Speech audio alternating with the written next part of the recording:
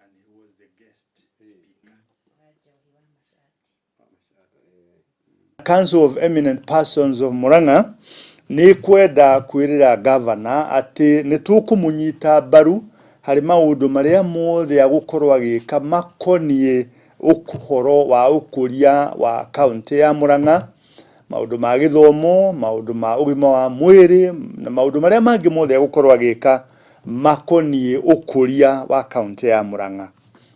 Wakeri ni tukwenda kuoya mweke uyu kuhoera na kurongoreria aikari ya Murang'a na aikari wa bururi uyu wa Kenya mahinda mega ma thiguku ino ya Christmas, ona tumahoere uhotani na ukuria mwega mwaka-ini uyu mweru twerekeire wa mwaka wa 2024.